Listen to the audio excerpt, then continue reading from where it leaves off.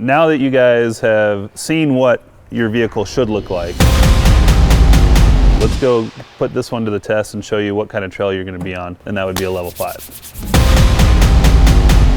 Let's do it. I'm ready. All right. Finally. Yeah. No more fake outs, right? No.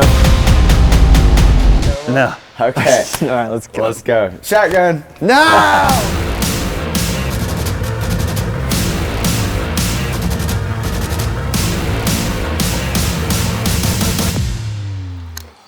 Dude, What the f?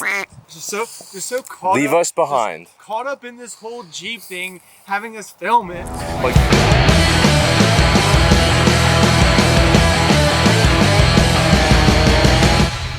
Now, did you disconnect the sway bar at this point, or you wait till you get to like some rocks to do that? Well, I already took the rear sway bar off for this trail, so there is no rear sway bar right now, and we have the front sway bar engaged. I don't know what that noise is. It'll be fine.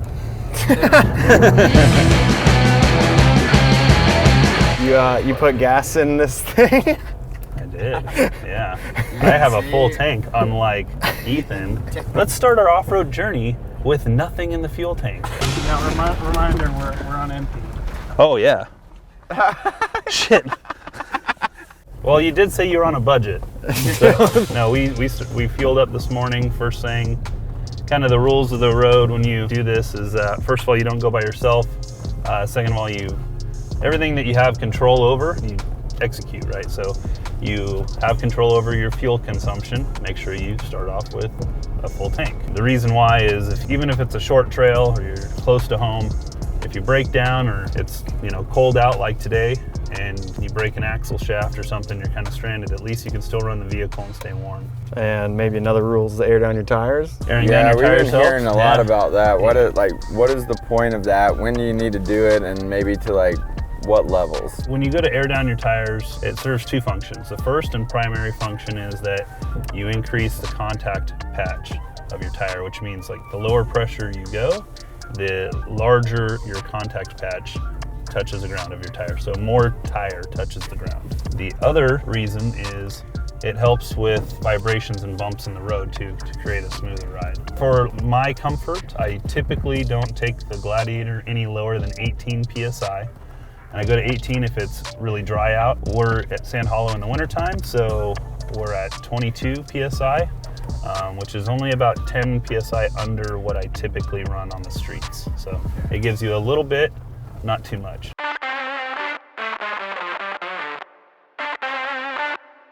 So the one thing that you gotta remember is if you go to disconnect your sway bar or work your lockers or do anything in your vehicle, you have to have some forethought. So you have to do it before you need it. Yeah. Right? So that when you get to your location, it's already on and it's already ready. We are in the Resurrection Trail. We just disengaged our sway bar. Now we've got the first kind of 5 rated obstacle, which is this off camber into a rock. My blood's pumping, man. This is And I Yeah. see a wild Jansen up there. All right, so when we come up to this obstacle, you're gonna tell me what your line choice is, all right? So I wanna know where your driver's side tire is going to be and where your passenger side tire is gonna be, all right? And then think about where the rear of the vehicle is as well, because there's an obstruction here and it could take out their entire bedside. all right. Well, I have a clue here. I see a tire tread there. Yeah. So my driver's side would be here.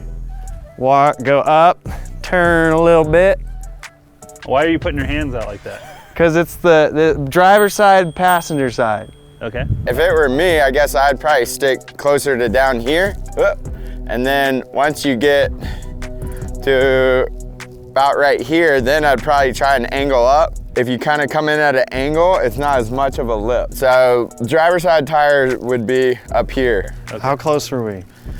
So it depends on the vehicle that you're driving. So this was a trick question. It In depends. Ethan's vehicle, I would hug as far over here as I could, Okay. and then I would turn late so that the rear of the bed of the truck was further downhill, Okay. and I was going uphill. Okay. And then because of that, what we're calling the stiff upper lip, that big ledge that goes across, and the fact that you don't have lockers, I would try to avoid that with the passenger tire as much as possible, all right? Your passenger side tire would hit right here, and you would be more pointed uphill. Oh, wow, okay? the passenger right there. Yeah, your rear tire on the passenger side should hit about right here. So did I just make a deadly mistake if I went that way? Well, the vehicle starts freaking out at about 23 degrees of roll pitch when you're on a side hill. About that?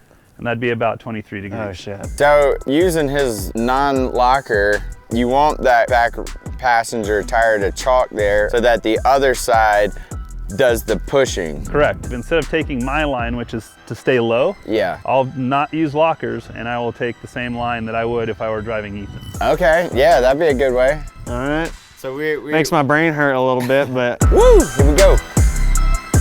Obstacle 1! Take 1! Take 1! We'll start turning uphill now, and we'll get on a pretty good pitch here.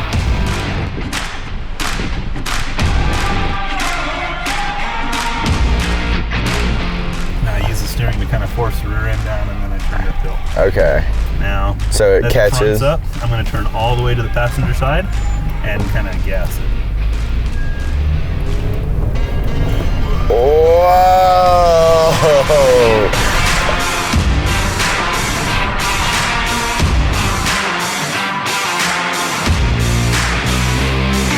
So we connected the sway bar so on this really bad side hill it doesn't sway even more. Okay. Oh. All right, so the sway bar keeps I do not like this.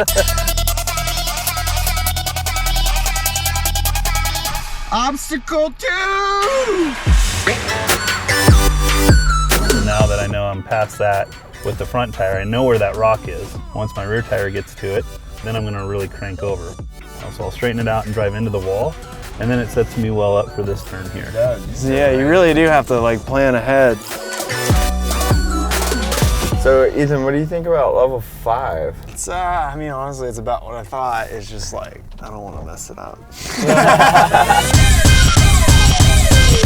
We were on here Thursday, and a guy in a Gladiator rolled over. Really? And this one? Yeah, Oh. on the third one. Was his name Ethan? It was not Ethan. Oh, God. This obstacle is a great showcase for articulation, which is kind of a cool shot. Ooh. You hear that, Jansen? It's a cool shot coming up. Sway bars Disconnected. and your lockers on. Correct. And then we got to climb with the passenger front.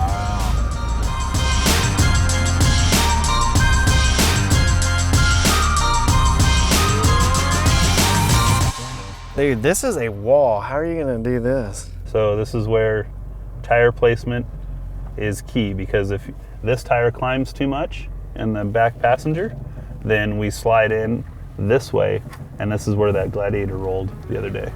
Obstacle number 3! So we're gonna go up and then turn and try to like get the rear to square up to this climb, which is very difficult to do. And then see this little rock right down here? Yep. We're gonna climb that with the driver's side tire, or the passenger side tire. Okay. Try to keep that rear axle as level as possible. You see the rear bumper hit? You feel that? I did kind of scrape a Yeah. little bit. So right here we're driving blind. Yeah. But you try to remember What the was rocks, ahead. yep, and then you get right up. Oh, dude, you made that seem very easy. I had no idea like 5 was enough to like you could very potentially and easily roll. Yeah, it's, I mean, If you don't know what you're It's doing. still if you don't know what you're doing, Yeah. yes.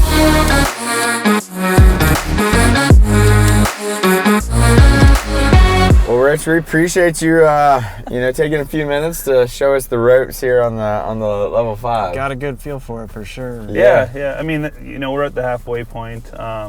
We can either, pack up and head out or continue down the trail. What do you think? I mean, we came all this way, dude. I really think it's time for us to try. Oh, You're cool oh, with you that? think so, huh? I mean, on. you made it look pretty fun and pretty easy. Yeah, I think we got it. Come on. Yeah, it's kind of my job, and Come on. Come on, Rich. Come on. Worst We that came could all the way happen. to Utah. Yeah, what Come is on. the worst that could happen?